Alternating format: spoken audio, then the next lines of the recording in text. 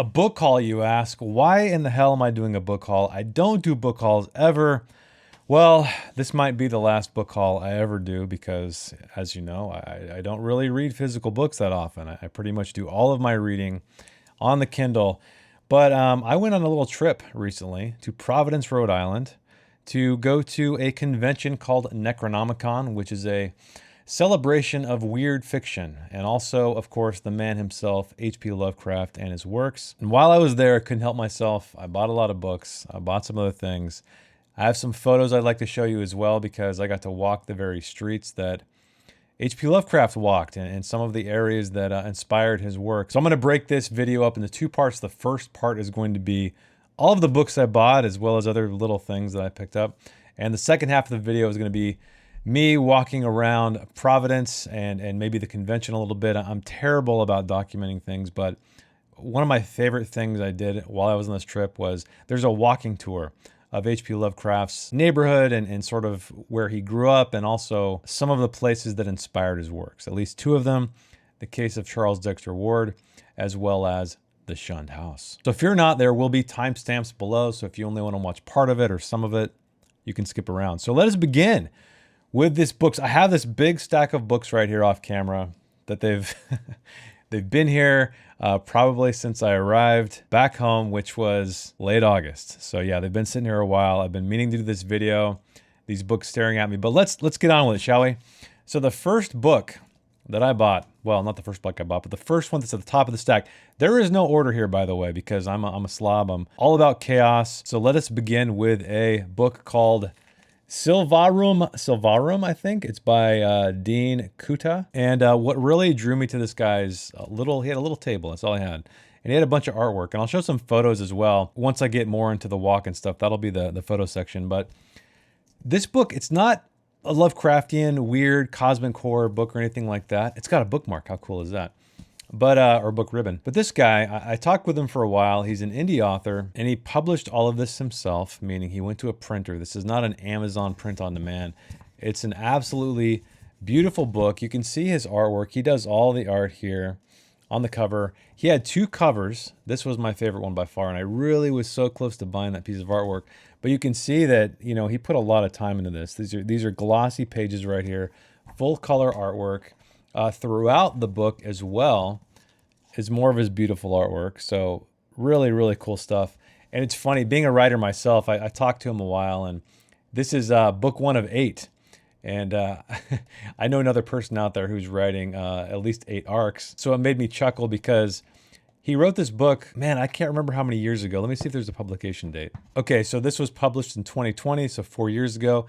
And he made me laugh, and actually he was laughing too when book number 2 right here is in the inside sleeve, and it's called Fire, and he said, I still haven't even started that book. But I had a great conversation with him. He talked about how important it was for him to have a great print, also printed in the USA. So this is not a situation where he was trying to cut costs, but yeah, this thing is just full, right? It's full of this beautiful artwork, top to bottom. It's a longer book. It's over 600 pages long. It's fantasy though, and I asked him, like, is it dark fantasy? Because he was talking about it's about a group of kids and they go off on some quest, and it sounded kind of like I don't want to say Harry Potter-ish, but maybe Earthsea or something like that. And I was hesitant because I wanted to support this guy. I love the look of the book, but I wasn't quite sure. And he assured me it was dark fantasy. Oh, by the way, yeah, you can see the inside, very, very, very nicely done. It really kind of inspired me to maybe at least shop around and see. I should probably contact this guy and see like what printer he went with to do some of my own stuff this way rather than, you know, going through Amazon, because you can do a lot more cool stuff, right? You have a lot more freedom. It's more expensive, of course. You have to buy the stuff up front, but I got this for 20 bucks. It even says on the back there's a retail cost of 30, so super generous guy. Go check him out. I'm going to put all the links down below if I find them. And remember, of course, at the bottom. So book 1 is Silvarum. It is a fantasy novel. If you guys are into fantasy, I would encourage you to go check it out. I think it's available on Amazon, but not in this cool version. So that's one benefit of going to conventions. All right, the second book, I actually picked this up at the what's it called? The Lovecraft Arts Council. It's a really cool little, very tiny bookstore. I'll try to put some photos up here as I'm talking. All dedicated to weird fiction, of course. There's a Lovecraft bust of his head in there. Everything's. I got this T-shirt there, which I guess I can show you right now. So it's Temple of Yog-Sothoth, Providence chapter. So if you know Lovecraft, you know who Yog-Sothoth is. He is the, or it is the monster in the Dunwich Horror, as well as some of the other stories. But really cool store. If you're ever in Providence, highly recommend it. If you love weird stuff, if you love horror, if you love fantasy, science fiction, they have it all. Plenty of authors go down there often. But the next book is one I picked up there. I actually saw it the day I was leaving. This book was not on the shelf when I was there, and it's actually right up front, right by the register. And that is it's actually not a new book. Well, it's new, but it's not a new story. It's Pickman's Model, one of my favorite Lovecraft stories. And this is illustrated by Martelli, Max Martelli. So you can see he's got a cool little, it's signed and everything on the inside. And it comes with this little, I don't know, book plate, postcard about him.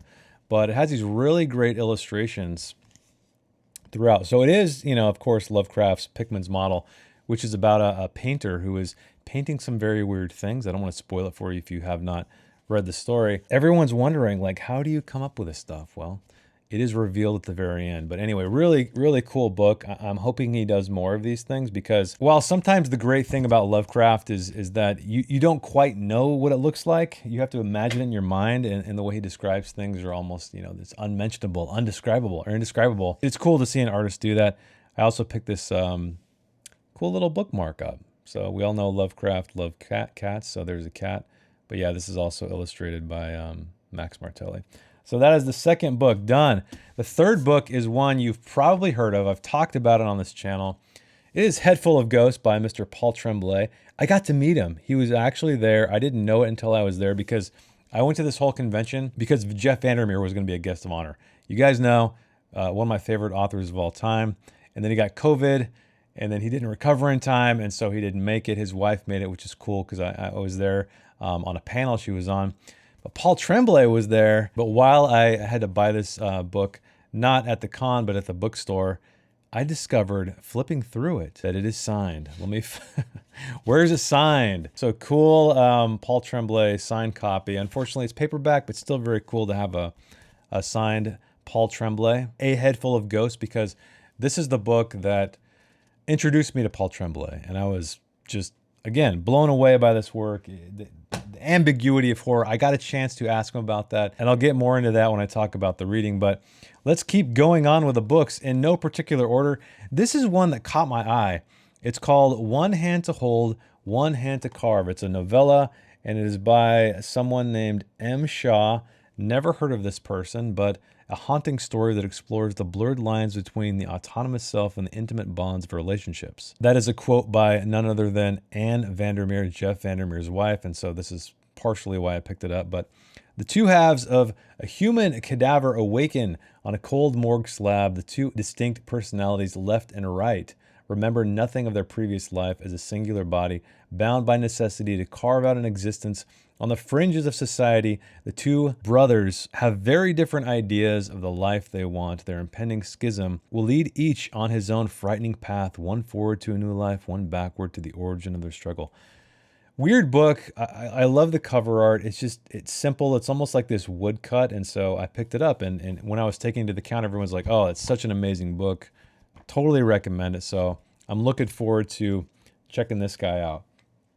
All right, the next book I have is titled Missing in Miskatonic, a Travis Daniels investigation. This is by JP Barons right here. So it's a Lovecraftian story. Very, very short. It's a novella. It was a pre-release while I was there. Super cool guy. He had a bunch of stuff, a bunch of old Lovecraft books. There was one of, was it At the Mountains of Madness, I think, or The Shadow over Innsmouth? I can't remember, but it was like $5,000. But he has these old, really rare copies of a bunch of Lovecraft stuff. So this one is Step into the Shadowed Streets of 1928 Arkham, where Miskatonic University holds secrets darker than night. In this supernatural thriller reminiscent of Raymond Chandler and HP Lovecraft, Private Detective Travis Daniels is thrust into a harrowing investigation when a young woman disappears without a trace. Anyway, I'll leave it at that, but Cool. I always love to see other writers' takes on Lovecraft, and this one looks like it's full on Lovecraft. It's also very short, reminiscent of Lovecraft as well. So the next book I have is titled Forbidden Knowledge: Two Tales of Lovecraftian Terror by Tony LaMalfa. This guy was a really cool guy. I saw him at a reading, and I just ran into him, and I said, "Hey, man, I'd like to get a copy of your book. Do you have it?" And he just gave it to me. Totally gave it to me, completely free. He had a theater background, so really great reading. I mean, he did all the voices, and there's some audience participation where he asked us to kind of stomp on the ground and do things like that. But this book is about two graduate students walk the winding road to madness.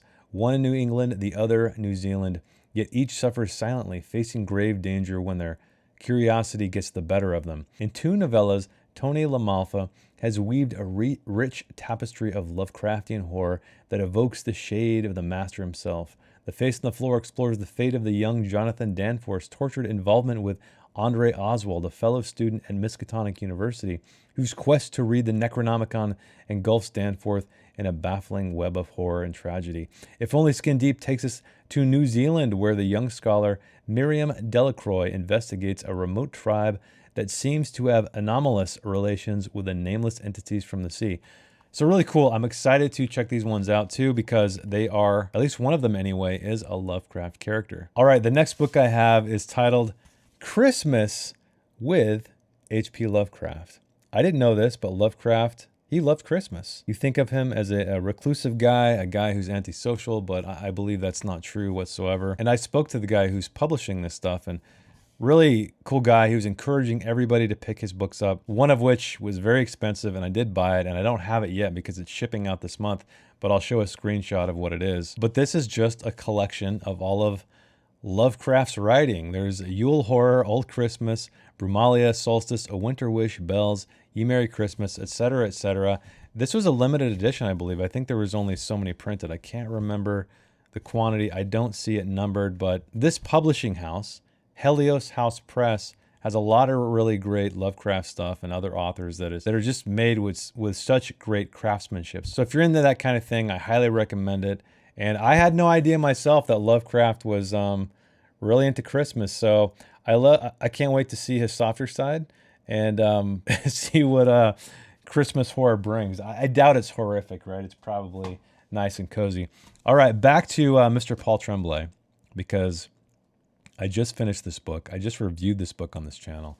And that is Horror Movie, a book that I enjoyed thoroughly. This was so hard to find. The thing that was disappointing to me the most is that there are these authors there. There's Paul Tremblay, John Langan, another one of my favorites, which I'll get to very shortly. They didn't have any of their books. They didn't bring their books. They had these readings, and they're happy to sign whatever you have, happy to talk with you. They're both incredibly nice guys. But what I wanted was to buy one of their books and have them sign it. They didn't have them. So luckily my wife, she found this. She went to numerous bookstores and found this copy. And thankfully, yes, I got to have Paul Tremblay sign it, personalize it, and he even puts like a little. He had this stamp of a tape, which is kind of cool that he stamped it with. But Paul Tremblay, I'll put up some shots here as well. Super nice guy, soft-spoken, really tall, very tall guy. But it's always cool to meet these writers that you read so much, because you always wonder what they're like in real life. And Paul Tremblay and John Langan couldn't be more different. You know, Paul Tremblay, he's, like I said, he's very soft-spoken. He's very kind. He's very patient. He's a very just nice dude. John Langan, I feel like he's probably one of the coolest dads to ever exist. He's really funny. He's cracking jokes all the time. He's a big, kind of jolly guy. He's got a ponytail. Again, I'll put some photos up here. But I was so excited to meet John Langan because I love his work, even though I'm kind of indifferent sometimes with his work. Like The Fisherman, I liked it, but I felt like it had some kind of weird issues with it. And unfortunately, all I had in my possession was the program guide to the convention. But he did sign it, and he even drew a little spider down below. But I said, you know what? I got to get a book signed by him. And I saw a couple of panels where he was on. And I went to the bookstores. They were sold out of everything. But there was a guy. And this brings me to my last two books. At the convention, at the vendor hall, and he had a lot of very limited edition, very expensive books. And I asked him, do you have any John Langan? And he did. He had this weird book called Sapphira and Other Betrayals. So it's a short story collection. It's kind of a riff on, what is that painting? I can never remember it. I'll put it up here. But it wasn't signed, and the guy who was running the booth, he tracked Langan down, and he got him to sign it. So thankfully, I came away with a signed and doodled, very expensive. To my knowledge, at least what he said is this is the only hardback book of John Langan's. They're all the rest of them are paperbacks. So it wasn't cheap, but I think it was worth it. Who knows if I'll ever get the opportunity to meet John Langan again. So I'm glad I got this one. All right, the last book, and I swear this wasn't on purpose, but it was the first book I bought there actually. And it was damn near the most expensive. And as if I need another Southern Reach book. Yeah, I don't need one. I have so many behind me, but this one I'd never seen before. It's a special edition. It comes in a slipcase. It's got some cool art there. There's the rabbits. There's the owl, and it comes out. I know it's kind of shiny on camera because I think it's this, it's to protect it and everything. But check this out. There's no text whatsoever. I'll try to hide the reflection. There's no text whatsoever on this, on the cover. And what's cool about this as well, oh man, my light's really getting crazy. What's cool about this as well, let me see if I can find yeah, there we go. It's a limited edition. So not only, I was so bummed that Vandermeer didn't make it because granted, I've been a Lovecraft fan since I was a kid, and I always wanted to go to this convention. But when I heard Vandermeer was going to be there, I was like, I gotta go. And so when I found out he wasn't there, I was super bummed. But luckily for me, they had this copy of the special edition Southern Reach Trilogy. It's a big, beefy book. And it's signed and it's numbered. So this is number 685 out of 698, right? So it's almost toward the end there. But he signed it. So even though I didn't get to meet Vandermeer at the convention, I got a signed book. I know he's doing a tour for Absolution soon. Oops, there I am damaging it. I know he's doing a tour for Absolution soon, so hopefully I'll get to meet him there. Maybe he'll swing by LA, which is, close enough to me, or San Francisco. I don't know, he's an East Coast guy, but we shall see. And the NecronomiCon is every 2 years, and rumor has it they're going to invite him back because unfortunately he couldn't make it. Well, those are all the books. Let's talk about the little things I got. I showed you my t-shirt. I also have this cool little Cthulhu guy. Let's see if I can focus. Yeah. This is kind of a replica of the one that Lovecraft drew himself. This is kind of a more finely tuned, nice sculpture. I'll put the picture of Lovecraft's up above, but this is a little tiny one. They had some bigger ones.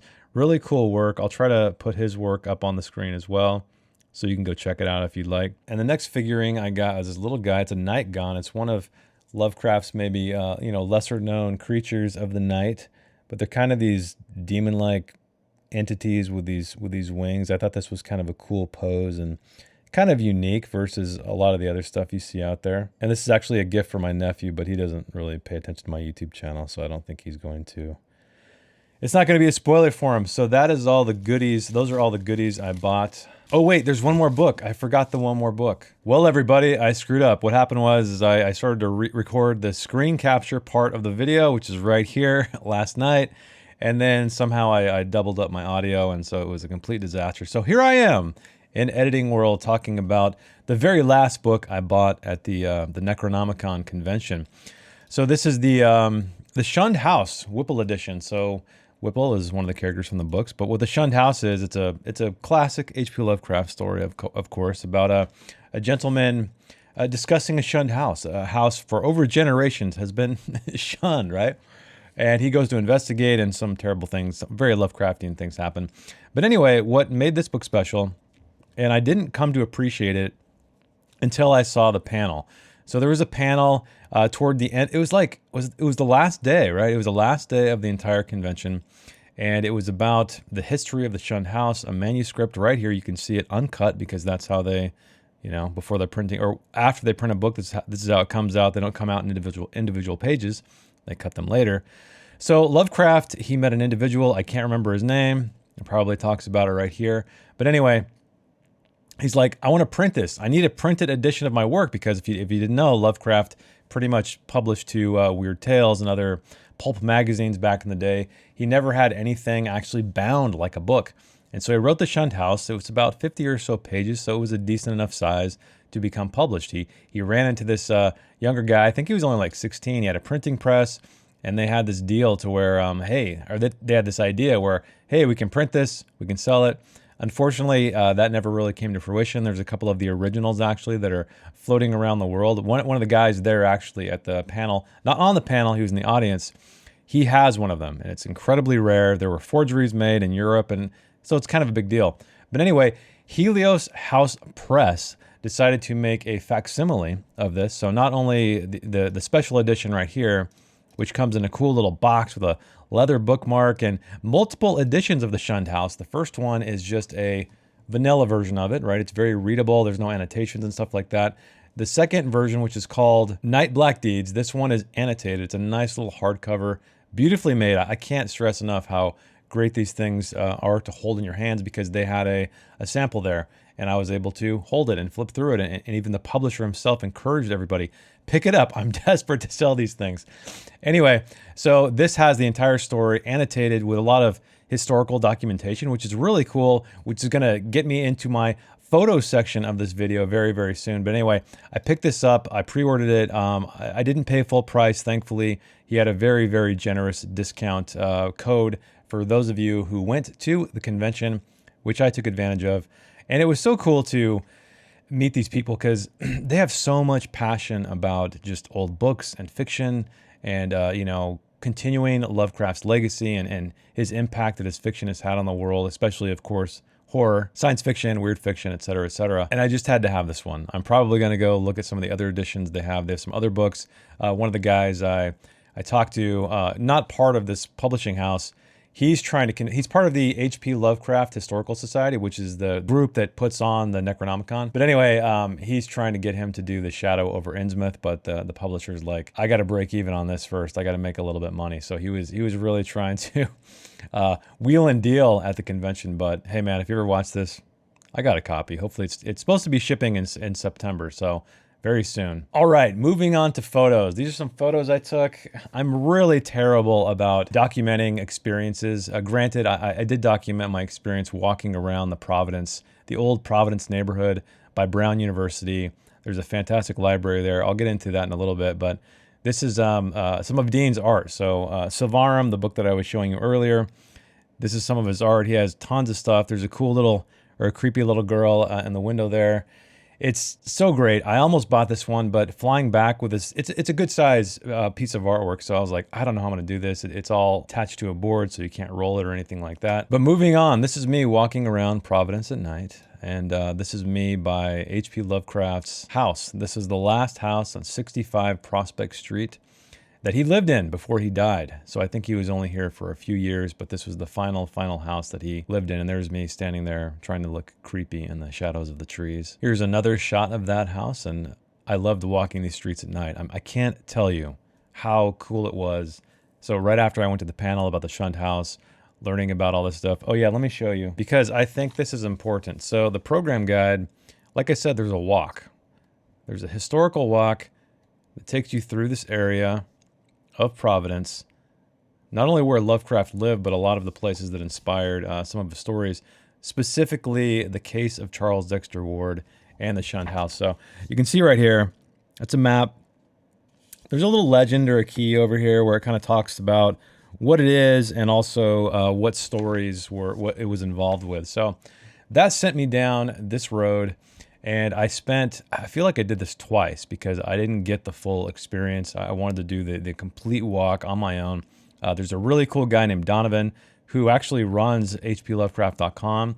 It's a complete archive of all his work, historical documents. This guy's insane. He's the biggest Lovecraft fan I've ever met. I got a chance to randomly sit down with him. He won an award at the event, and I didn't know who he was, but we got talking. And I come to find he lived in Phoenix for a long time. And he moved to Providence, Rhode Island because of his love of Lovecraft. So it's crazy. While he's been there, he's retired as well, by the way. And while he's been there, he's been tracking down all kinds of locations and things from Lovecraft stories all around New England. He showed me a picture, and I wish I had it, but the story, The Unnamable, there is a mention of a willow tree growing out of this giant stone. He showed me the picture of that. It's pretty damn crazy. I thought I was a big Lovecraft fan. I am nothing compared to these people. But anyway, Donovan was one of the guys who was giving a walk. I would love to do that next time. They sold out within like a day, I think. So I wasn't able to do it. Thankfully, though, they give you the map and you can do it yourself. However, having all the commentary, I'm sure, is going to be a lot more beneficial. Another creepy, more ominous looking shot of HP Lovecraft's final resting place. Well, the house he was in. There's some other houses in here that were from the case of Charles Dexter Ward. Oh, yeah. So here's probably the best fish and chips I've ever had. This is a whole hand for, my wife's hand is for scale. So this is half a fish. And when you order one of these, we're like, man, these are expensive. And then you get it and you're like, oh, I get it now. So yeah, that's one fish and chip. It's an entire half fish. Rhode Island, I've never had better fish and chips. So if you haven't been there, highly recommend it. I'm in California. There's a lot of fish and chips places around here, but they're generally like these little cod nuggets and stuff. They're not a whole half of a fish scales and all. So good stuff. There's tentacles all over Providence during this time. I don't know if that's temporary, but this is the hallway that takes you to the Lovecraft's Art Council, I believe. It's a bookstore. It's really cool. There's some of the Rhode Island skyline. And there is John Langan, famous writer. I was so stoked to meet him. I spotted him. This is the first panel I saw him. I can't even remember what they were talking about, but he's incredibly hilarious. This was before the reading, which I'll get into. And this is the first panel I went to, and there's Anne Vandermeer. That's Jeff Vandermeer's wife, so I was excited to hear her talk about some Lovecraftian things, even though she was really a moderator on this panel. I didn't really get her insight until another panel later in the convention where it was mostly about editing weird fiction and what that was like and what they look for. This is Amigo. Right when you walk into the vendor hall, Amigo is a Lovecraftian character or creature if you did not know. It's a pretty good sized sculpture, kind of cool. Here's a really weird booth. This guy made all these almost like, I think they're ceramic sculptures of these just odd creatures. They're not necessarily Lovecraftian. You can see here that there are some elements, of course, like tentacles and so on and so forth, but they're his own creation. They're not necessarily based on anything from a story. And this is the reading with John Langan. I'm going to put a video. I'll probably cut a video in here because I did a little recording just so you can see his presentation style. Mud caulked the seams. The structure was curiously free of snow, it's Christmas, which should have drifted against it instead of stopping a yard or so from its base. Unlike every other thing I encountered in Leeds, which possessed a palpable sense of age and exhaustion, the wall looked brutally new, its raw wood bright, yellowish white. In the approximate center, a doorway had been cut through 3 of the logs. And here we are, me and John Langan in terrible lighting, but super nice guy. Took the time to sign this guide and draw a little doodle of a spider. I would love to have talked to him more. And there is the famous Paul Tremblay doing a reading of Horror Movie. And I also have a video of him reading that I'll splice in here too, just a brief bit. The latex was cold and clammy, or maybe it was my hands that were cold and clammy. Cleo fidgeted as my fingers inspected and explored the mask. Okay, I assumed I would be playing some sort of creature, given that they told me I didn't have many or any lines of dialogue. The mask looked ridiculous and fake, something you might pick up in a department store before Halloween. I wanted to ask if they were joking again, but I didn't want to risk hurting anyone's feelings. I thought about trying it on, but I got the sense Cleo would have stopped me from doing so. And here we are. I got a photo taken with him. This is after he signed my book. Yes, I'm really happy. It was such a great experience meeting him. I had to ask him because one thing I really admire about his fiction is the ambiguity. I don't feel most horror writers capture that, but that is his absolute signature. Horror Movie is no different. Well, it's kind of different, but then kind of not. So I had to ask him. I said, hey man, what is the deal with the ambiguity? I love it. I'm obsessed with it. It's what drew me to your fiction. And while he's sitting there signing the book, he just kind of chuckles and says, well, it just feels like a good fit for horror. I was hoping for a more profound answer, something that he maybe, I don't know, has contemplated for a long time, but it's as simple as that. It works for horror. He found what works for him. He found what he believes is to be a tenet of horror, and it's clearly working for him. He's a very successful writer. Here's the signature I showed with the stamp and the personalization. And here is a monument. This is right on the side of the Brown University Library. The campus is literally across the street from this thing. This is a very small monument dedicated to HP Lovecraft. I have a bigger photo if you want to pause it and read what it says. There's me by the monument for scale. And here it is. You guys can pause it if you'd like to read it. I'm not going to read the entire thing. Another cool house from the historic walk. Now this one is a really old house. I can't remember how old it is. I should have taken notes. It's in the book somewhere. But anyway, this house was special because One of the individuals from Call of Cthulhu, one of the characters in it, he stayed at this house for a period of time. And again, it's it's so weird because when you read a novel, you just imagine these people in your head. You imagine these places in your head. And Lovecraft, you know, he's known for Arkham. He's known for Innsmouth. He's known for places that don't really exist on any map. But with a few stories, he did borrow from his beloved Providence, Rhode Island. And this is one of those locations. So there's just something surreal about walking up to a location that existed in a story and just kind of imagining yourself back in that story and looking at the walls and the creepy sculptures that are attached to this building and putting yourself in the shoes of that individual. And of course, I visited HP Lovecraft's grave. You can see that some people beat me to it. They have the program for the NecronomiCon convention, as well as, you know, some flowers. And I guess they thought he was thirsty, so they left a can. But this actually was not put in by the family. So this was put in, I believe, in 1978 or 1979, maybe even earlier, from fans of Lovecraft. So they donated the funds to have this headstone put because he's actually buried under the monument opposite this, which I'll show you a photo of. And there is me, of course, by the headstone. But here I am very excited to find the monument. So you can see this is his father's name up here, his mother, and then of course, Howard P. Lovecraft. So he's under here somewhere, and I hear his body is completely cast in concrete to prevent grave robbing. Yes, that is something that is straight out of one of his stories, most likely Herbert West Reanimator, which I just read recently again. And here is a close-up of the monument. So we have Winfield S. Lovecraft, his father, Sarah S. Phillips. And so that's where he got his middle initial, of course. Their son, Howard P. Lovecraft, 1890 to 1937. Only 46 years old. And I will be 46 in like a month. So it feels kind of weird. It also makes me feel like I probably need to write more stuff because he's written quite a bit more than I ever have so far at this time. I wish I would have taken more photos of this, the grounds of this graveyard, because it was just insane. It's like the epitome of graveyards. It's massive. There's these old ancient trees of all kinds everywhere. And there were roads. There were big roads. There were named roads. This is the old road. So this is one of the roads. This is one of the signs that kind of wraps around and intersects. Anyway, so there's these signs. There's signs like these everywhere. And I believe it was the first graveyard I've ever been to that has road signs or roads in general.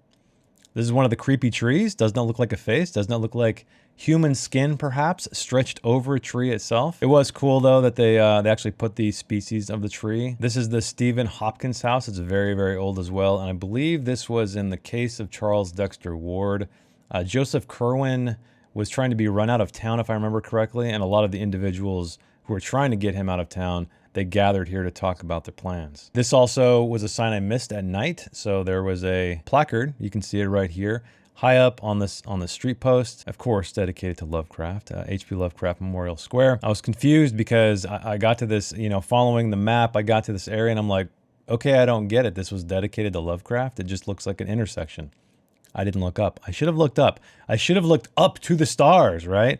To see this thing on the post. Here's a better photo of Lovecraft's final house in the daytime or near daytime. This is a statue at this park overseeing all of Providence, and I probably should have got a better angle over here because it's quite the view. This is one of the houses. I believe this was the Ward house from the Charles Dexter Ward. I can't remember if it was his house or his parents' house, but anyway, these were modeled after, well, not modeled after, the story was modeled after these homes. And I can't begin to tell you how crazy it feels walking around these streets at night, especially someone from California. We don't have houses like these out here at all. And so I felt like I was walking through a Lovecraft story. It is so cool. If you're a fan, I can't recommend it enough. Just get out to Providence, go to NecronomiCon, try to get on a tour, and try to walk this thing at night. Highly, highly recommended. I think this might have been a house that Lovecraft rented at one point. There was a few houses scattered around these neighborhoods that he moved to here and there. This was actually a cottage that he described in, I think it was, yeah, the case of Charles Dexter Ward, again, where his nurse, while he was recovering, Mr. Charles Ward, she would push him by this white cottage. Can't remember which one this was. It might have just been a cool house I took a photo of because there's a lot of cool houses like this. Okay, this is really cool. In the case of Charles Dexter Ward, again, the character, the narrator mentions oh wait, no, maybe it's the shunned house. I think it's the shunned house. Anyway, the narrator mentions that Edgar Allan Poe, along with another woman, they would walk through this graveyard. And so again, I can't tell you how cool, and here's a better photo, how cool it was to walk through this place. If I find the excerpt in the story, I'll show it to you just to give you an idea of context. But These headstones are so damn old. I know these photos don't do it justice, but they are so weathered that the deep etchings in the stone are just unreadable. They're blurred. They're so weathered, covered with moss, lichen, stained with age. It is insane. And again, like I said, don't see this stuff in California. Here's a random headstone I took a photo of because I could actually read it. So this is January 18th, 1751 to November 12th, 1838, I think. I know you European folks out there, you're like, whatever, that's no big deal. But to us Americans, that's a long time ago.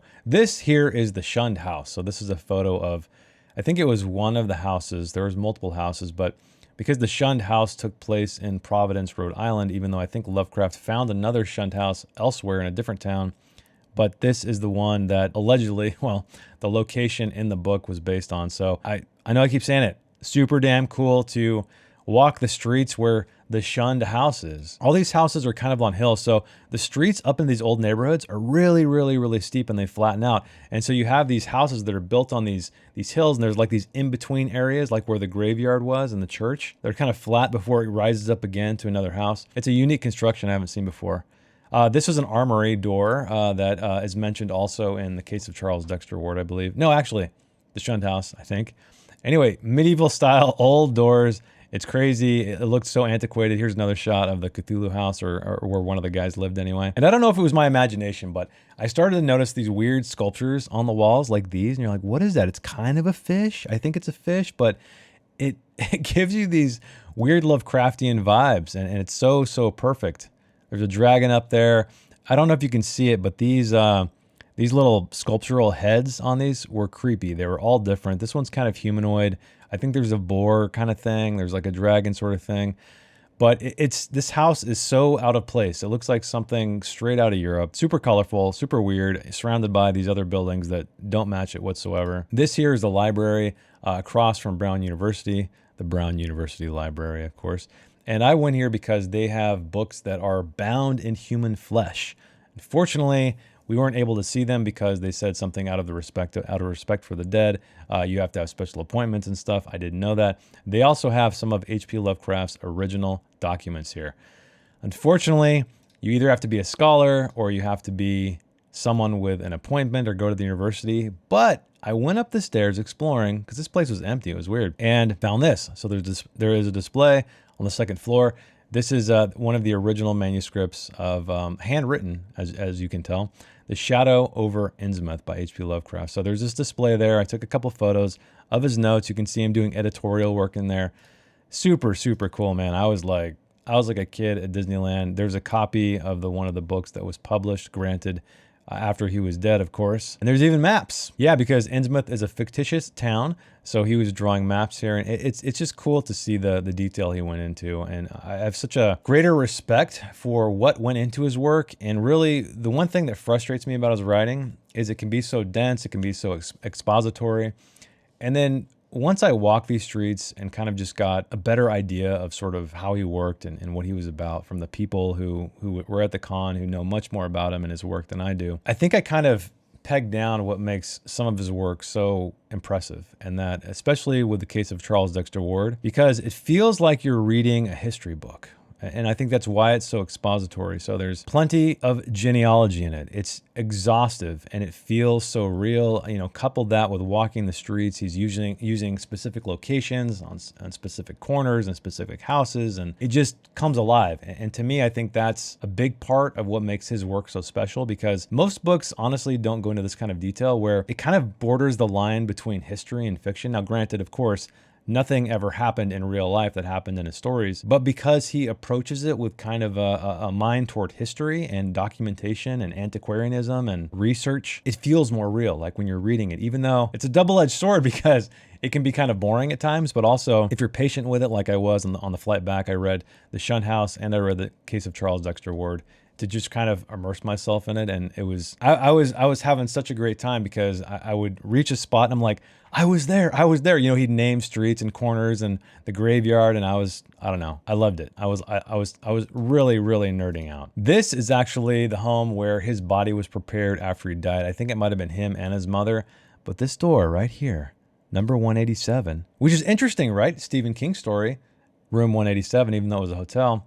I wonder if there's a connection. This is where his body was processed. Now, granted, it's the Dexter House Studio. I think it's an art studio now. It's no longer a a morgue, a place to prepare bodies. But and funny enough, Dexter, Charles Dexter Ward, I don't know if there's a connection there. I didn't read it until now. I don't know why. I guess I was just so fixated on the door and, you know, standing where his body was taken in.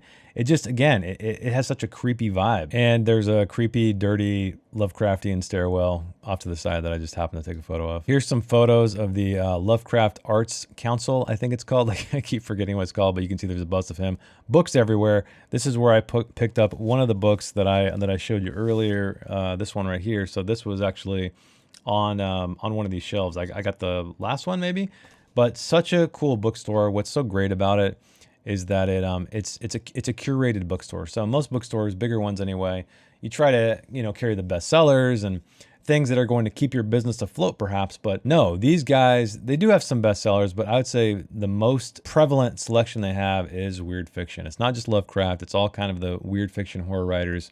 Such a tiny, cramped, beautiful store. Weird stuff on the walls, as you can see. There's a Medusa right there. There's some Innsmouth fish people on the walls as well. And that brings us to the end of the photo tour, the street tour. I hope you enjoyed it if you're still here. If you're a Lovecraft fan, you got to do it. Go to NecronomiCon. It's every 2 years. I will be there. Maybe we'll hang out. I'm going to do the walk. Hopefully Donovan will take me along the way because he is a Lovecraft scholar. It makes everything feel so rich. And anyway, I can't wait to go again. If you've made it this far, it's probably a long video. Thanks for watching. Thanks for hanging out with me. And if you've been to any cool conventions that you recommend, let me know down in the comments below. And I will see you in the next one. Bye.